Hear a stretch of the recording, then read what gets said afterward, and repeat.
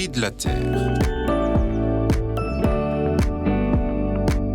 Selon l'Observatoire européen Copernicus, sur les 12 derniers mois, la température mondiale a été la plus élevée jamais enregistrée.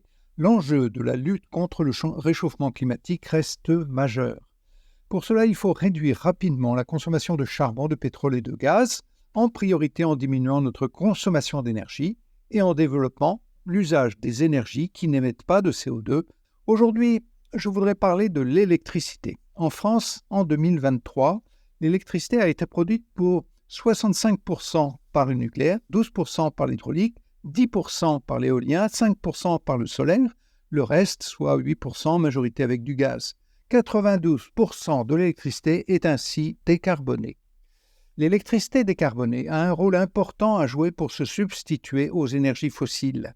Les besoins en électricité vont augmenter progressivement. Il nous faut augmenter la production de l'éolien et du solaire, mais aussi développer la production d'électricité nucléaire dans les décennies à venir. Il faut impérativement prolonger la durée de vie des centrales nucléaires actuelles au-delà des 40 ans pour viser 60 ans et aussi construire de nouvelles centrales nucléaires. Un chantier colossal de maintenance a commencé en 2015.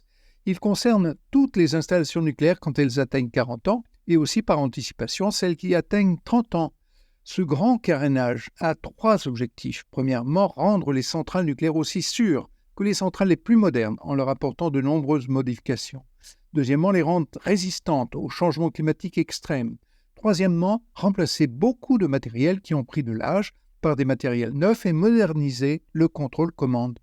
La décarbonation de notre économie passe notamment par le développement des usages de l'électricité, mais à la condition impérative que 92% au moins de l'électricité reste produite sans émission de CO2, comme cela a été le cas en 2023.